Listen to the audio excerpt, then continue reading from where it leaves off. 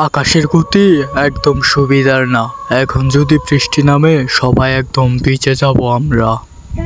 আর নিতাইয়ের বউটা যেভাবে মারা গেল, দিন দিন সন্দেহবাচক হয়ে যাচ্ছে। কেন রে, কি হয়েছিল? মৃত্যুটা যে স্বাভাবিক ছিল না এটা বোঝাই যায়।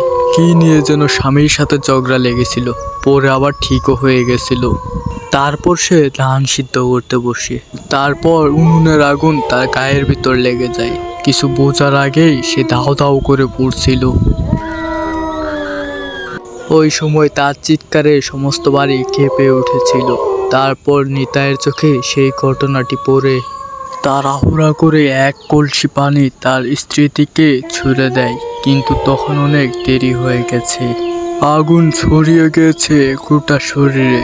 তারপর যখন আগুন নিভল, তখন তার স্ত্রী মাটিতে পড়ে আছে, একটা ঝলসানো নিথর দেহ।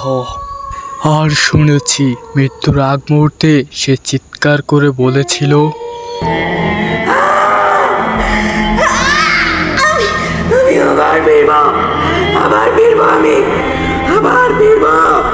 কথাটা শুনে সবাই একদম ভয়ে কাতর হয়ে গেল। তারপর একজন চাপা সুরে বলল, আরে ভাই, এসব কেন বলছিস রে? এমনিতে মৃতদেহ আমাদের কাঁধে, যদি মৃতদেহ এমন কিছু করে বসে, আহা, আমার তো ভাবতে কেমন জানি গা থমথম করছে। তোর বোকা, মরা মানুষ আবার নড়াচড়া করে নাকি?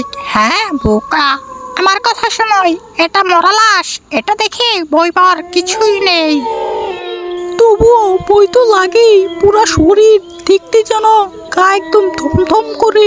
আমার তো খুব চিন্তা হচ্ছে, কারণ গ্রামের ঠাকুর সে নিজে এলো না, আমাদেরকে পাঠালো।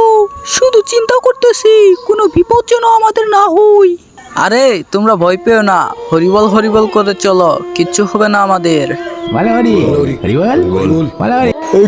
কি এত জোরে বাতাস, মনে হয় জ্বর উঠছে, বৃষ্টি নামবে মনে হয়, তাড়াতাড়ি করো।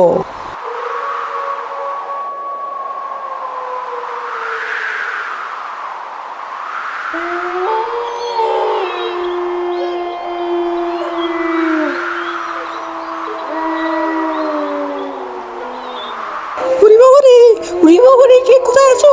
আসো, আমাকে মেরে ফেললো। কে কোথায় আছো? আসো আসো, তাড়াতাড়ি আসো। হরি বাবা রে!